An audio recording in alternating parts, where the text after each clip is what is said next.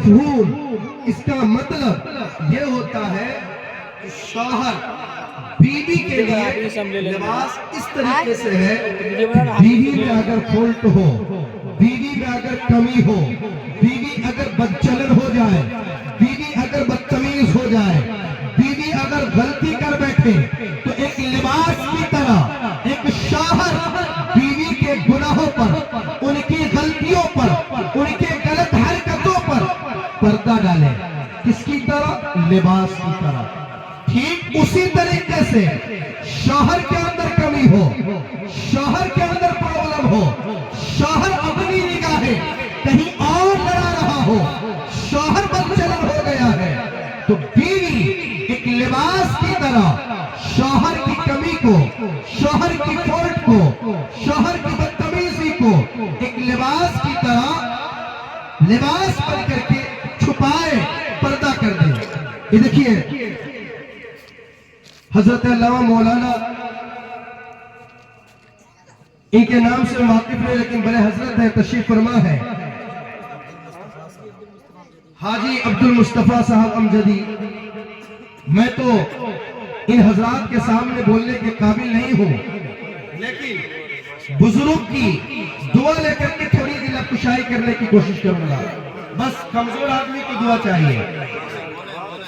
قرآن کہہ رہے لباس، اور لباس کا مطلب یہ ہے کہ عیب کو چھپایا جائے، کمی کو چھپایا جائے.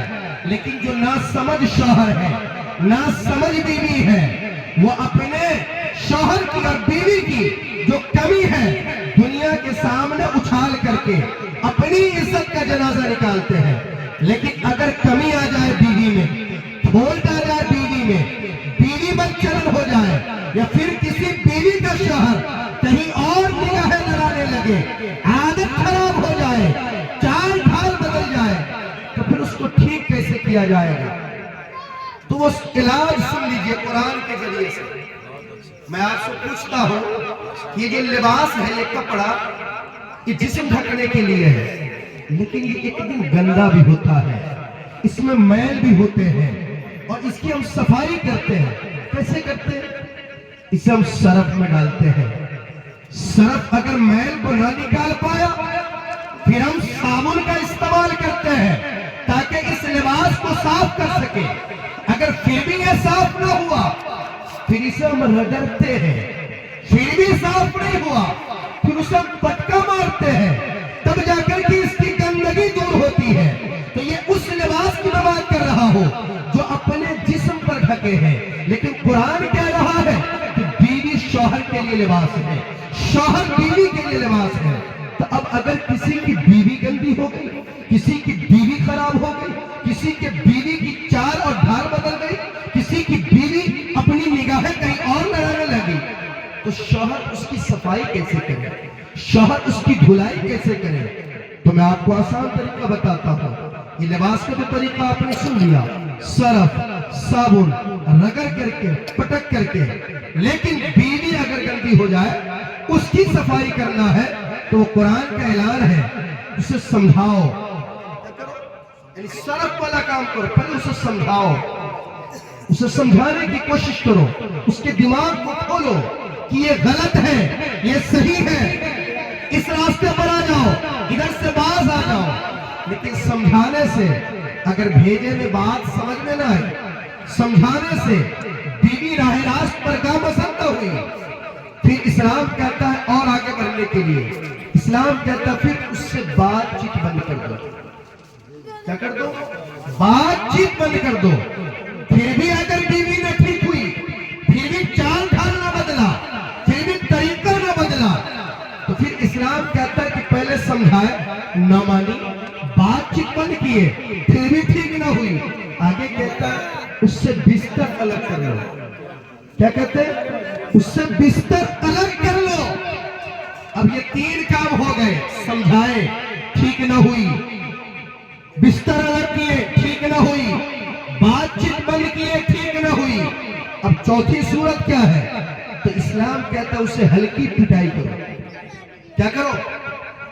اب جو ماں بہنیں سنتی ہوئی کہیں گی مولوی صاحب مارنے کی بات کیا ہے، لیکن کان کھول کر کے سن لینا میرے قوم کے جوانوں. میں ان جوان سے مخاطب ہوں جو شراب پی کر کے دیکھتا نہیں کہ ہاتھ میں کیا ہے، کوئی بیوی کو جانور کی طرح مار رہا ہے، کوئی بیوی کے ساتھ بدسلوکی کر رہا ہے، اس کے دل کو دکھا رہا ہے، اسلام آخری لمحے میں آخری وقت میں کہہ رہا ہے، سمجھانے سے، بات بند کرنے سے، بستر الگ کرنے سے، اگر وہ نہ مانے تو ہلکی پٹائی کرو۔ اس سے مراد یہ کہ اس کے منہ پر نہ مارو، لودا لے کر کے نہ مارو، ڈنڈے لے کر کے نہ مارو، بلکہ اسے راہ راست پر لانے کے لیے ہلکی پٹائی کرو۔ تو یہ اگر بیوی بگڑ گئی، بیوی کا چال بگڑ گیا تو یہ علاج ہے۔ اور کسی کا شوہر اگر نکما ہے، کسی کا شوہر اگر کہیں اور آنکھیں لڑا رہا ہے، کسی کا شوہر اگر برباد ہو گیا ہے، کسی کا شوہر گندا ہو گیا ہے، تو پھر اس کی دھلائی کیسے ہو، اس کی صفائی کیسے ہو؟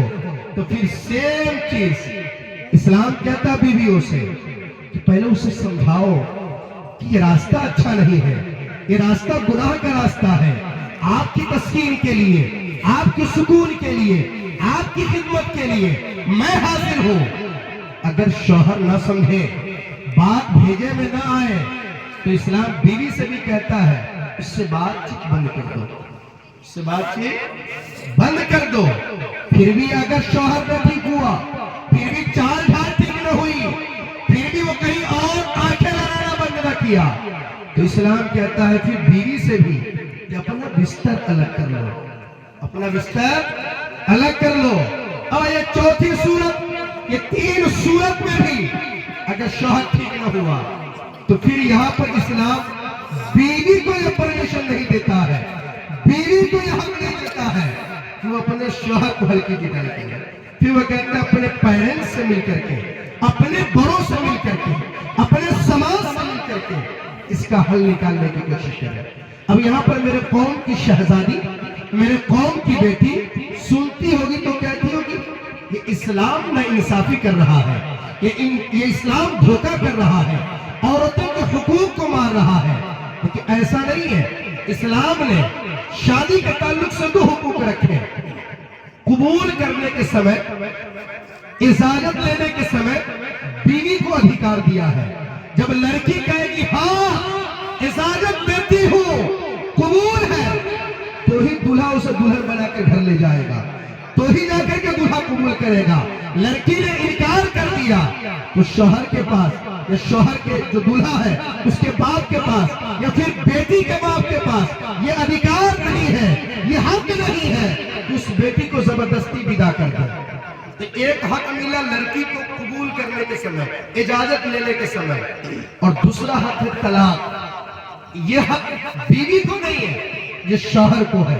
تو دو حق ہیں، پہلا حق بیوی کو ملا اجازت دینے کے سمے، اور طلاق کی جو بات ہے وہ شوہر کو ہے۔ اگر یہ حق عورت کو ہوتا، شاید جو حالات ایسے ہیں، جو معاشرہ ایسا ہے، تو ساری تجوری کے اندر سے سونا نکالتی، چاندی لیتی، کیش روپیے لیتی، اور چٹھی میں لکھ دیتی میں تجھے طلاق دیتی ہوں، گھر سے رفع چکر ہو جاتا۔ لیکن یہ حق بیوی کو نہیں، شوہر کو ہے۔ تو یہ طریقہ اسلام نے دیا ہے ایک دوسرے کے صفائی کا۔ لہٰذا میں نے پچھلے محفل میں کہا تھا کہ بیوی سر کے بال سے نہیں بنی ہے کہ وہ سر پر چڑھ کر کے رہے، یا پھر پیر کے نچلے حصے سے نہیں بنی ہے، یا پھر تلوے کے نیچے اس کو رکھا جائے دبا کر کے، یا پھر ہاتھ کے کسی حصے سے نہیں بنی ہے کہ اس کو ہاتھ اٹھایا جائے، بلکہ دل کے قریب والی پسلی سے بنی ہے۔ اس لیے بیوی کو دل میں رکھا کرو۔ جب دل میں رکھو گے، پیار کرو گے، محبت کرو گے، عزت کرو گے، تو قسم خدا کی میں یہ کہہ کر کے دعوے کے ساتھ جا رہا ہوں، پھر اسے تم پیر کی جوتی بنا کر کے رکھو گے، وہ رہنے کے لیے تیار ہے۔ لیکن اسے پہلے دل میں جگہ دو۔ بیوی صرف تسکین حاصل کرنے کے لیے نہیں ہے، سکون حاصل کرنے کے لیے نہیں ہے، بلکہ پیار کرنے کی چیز ہے، محبت کرنے کی چیز ہے، اپنے راز کو اس سے فاش کرنے کی چیز ہے، اپنے دکھ درد اس سے شیئر کرنے کی چیز ہے، اور پھر محبت کے ساتھ زندگی گزارنے کی چیز ہے۔ یہ نہیں کہ لطف لیا، مزہ لیا اور نکل گئے۔ اور آگے میں تھوڑا سا اور جملہ بڑھا دوں کہ زیادہ لمبی گفتگو نہیں کرنی ہے، اور میں کرام کی لمبی فہرست ہے۔ سنیں، ایک جملہ میں کہہ دیتا ہوں، حالانکہ عموماً میں کہتا نہیں جہیز پر، کیونکہ جہیز کا دوسرا پہلو حضرت کوئی نہیں دیکھتا۔ اگر بیٹی کا باپ 1 لاکھ روپیہ دے دیا تو کہتا ہے کہ ارے باپ نے باپ جان مار دیا ہے، 1 لاکھ روپیہ لیا. لیکن اس بیٹی کے باپ سے یہ بھی میں کہنا چاہوں گا کہ جو تم بیٹی کے حصے کی زمین ہے وہ بیٹا کا جو حوالے کیا ہوا ہے، اگر 2 بھائی 1 بہن ہے، 5 کٹھا زمین ہے تو 1 کٹھے میں بہن کا بھی حق ہے. تو اس نظریہ کو کوئی دیکھتا نہیں، لیکن حقیقت یہی ہے کہ جہیز کا ڈیمانڈ کرتے تو تکلیف شدہ ہو کر کے ایک باپ انتظامات کرتا ہے. نیا داماد بڑے مزے میں مسکراتا ہے، ملتا ہے، جلتا ہے، کھاتا پیتا ہے، دور سے سسر جی کو سلام کرتا ہے. اور قرآن ایک مقام پہ کہا الرجال قوامون علی النساء